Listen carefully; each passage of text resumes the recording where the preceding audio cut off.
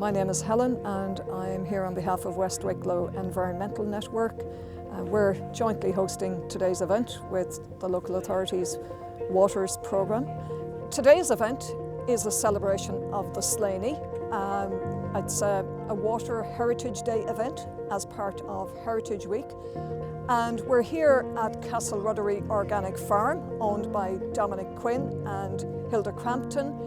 And we're going to walk through Dominic and Hilda's woodland, along with a forest school teacher and with Justin Ivory from the LAWPro office.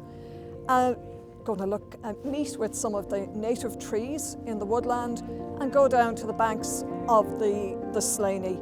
Along the way, we're going to have poetry, music and reflections. And when we reach the river, we're going to do some river ecology work with Justin and with Liz to look at the water quality in the Slaney and talk about how water quality could be improved and the role that everybody in the community can play in protecting Ireland's rivers.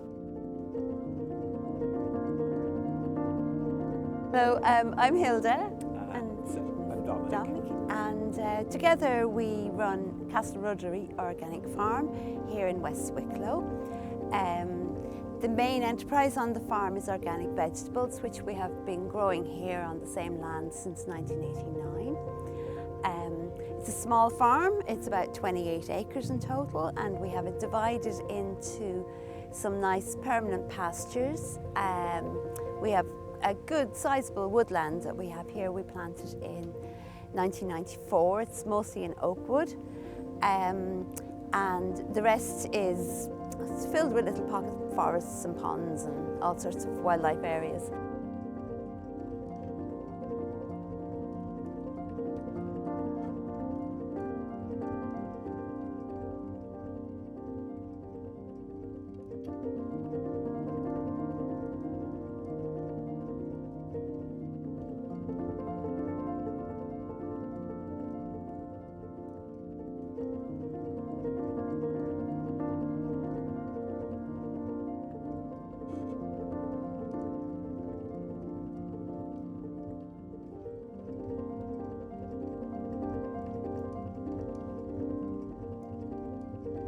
So I do a Friday homeschool group that's been rolling about 3 years now. We're basically like a forest family at this stage. So we come here every Friday and have hours in the woods together. We do nature arts and crafts, we do rope work, we do fires, we cook on the fire.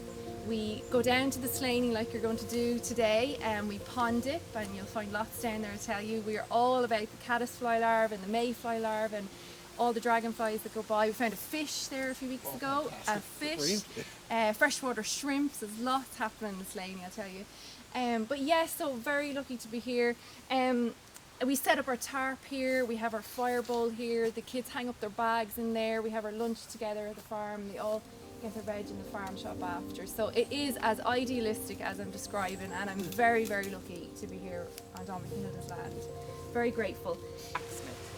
The Dipper and Gowadove. You fly upstream while I tramp among snow-dusted rushes along the succouring edge. True as a mandrill you dive, flickering into the narrow rill. I think I've lost you, but beyond clumps of sedge and withered asphodel, little blacksmith, you bob on an anvil. Droplets fall from your bib.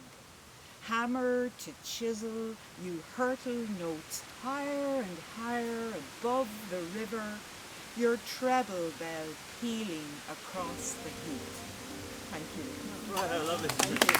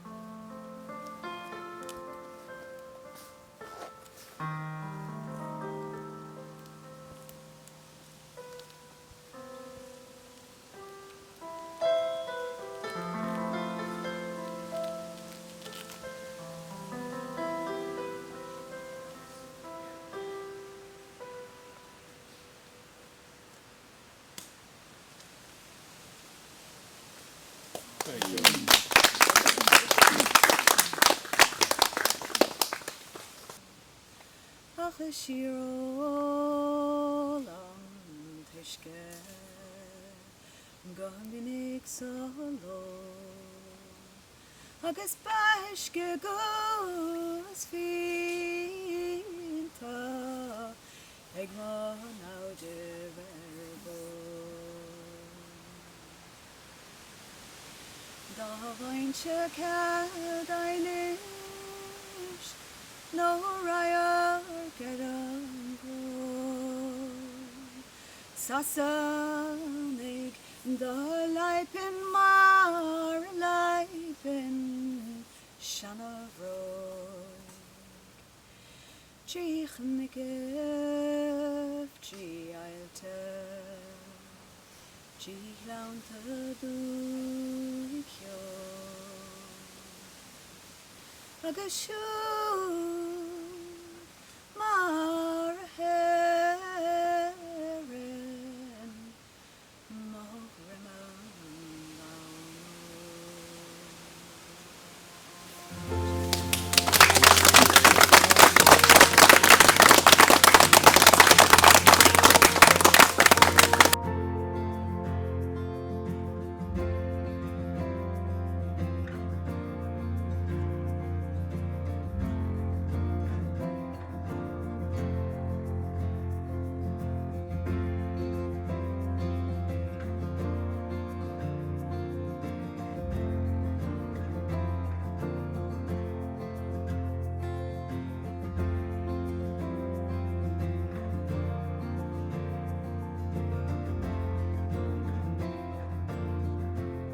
What do you do with nature?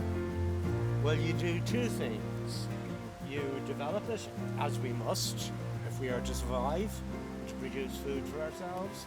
But in doing so, we tend to degrade it, perhaps eventually, as we seem to be doing at the moment, destroy it.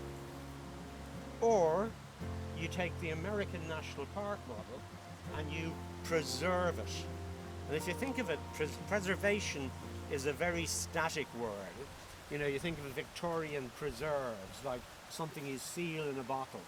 And in a way, that's what the American National Park model, which is expanded all around the world, does. It kind of sets up a fence and says, nature's in there and we're out here.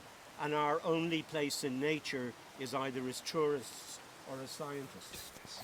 And so this idea that you could restore a prairie, that you could actually heal some of the damage we've done to nature, it completely reversed my thinking about our position in nature. And what struck me as wonderful about restoration was that it's not about standing apart from nature, it's about getting your hands dirty and being actually directly involved in nature.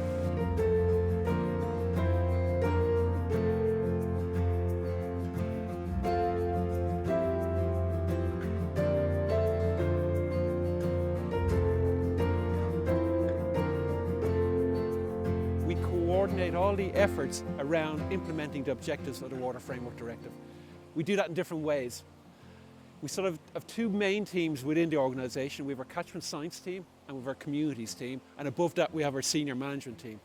And at that management level, we're organising within our regions, with 5 regions, every 3 months we have these regional operational committee meetings, and every stakeholder or agency or government department or local authority, anything to do with water, has to have representatives at that meeting where they come and discuss what they've done in the last 3 months, what challenges they've had, what's worked, what hasn't, share experiences.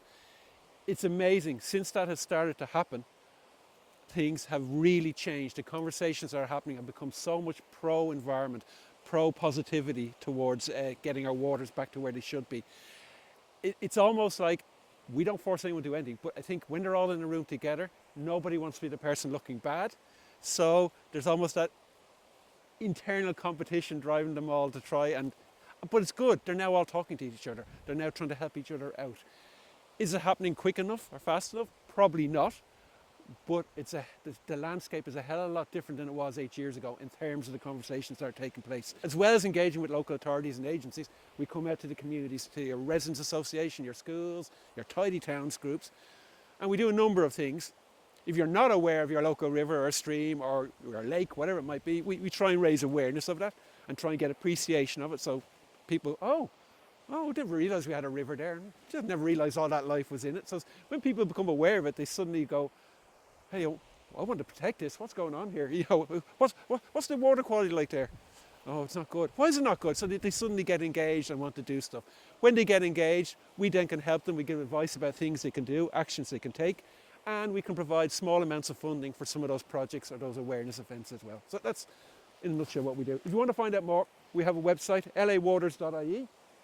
And there's also another website which we share with EPA called catchments.ie, where you can go in and find out the status of your own local water body.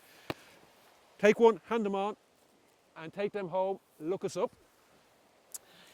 And you're all based in Wicklow, aren't you? So I am your community water officer. I'm sorry to say that to you, but there you go. You're stuck with me for a while anyway.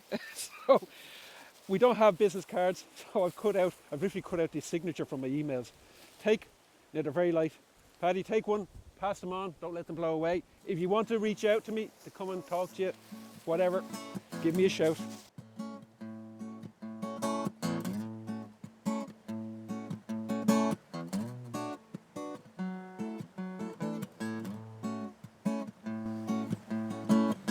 Green leaves through the trees, blue skies touching me. I'm puckering my eyes, trying to make the moment last. Listening to the breeze, easing through the trees, trying to make the moment last. Hiding under a stone, playing safe, this was never on. As you're climbing, the gifts you're finding will bring you home. Sunshine were beautiful, summer there's a rainbow.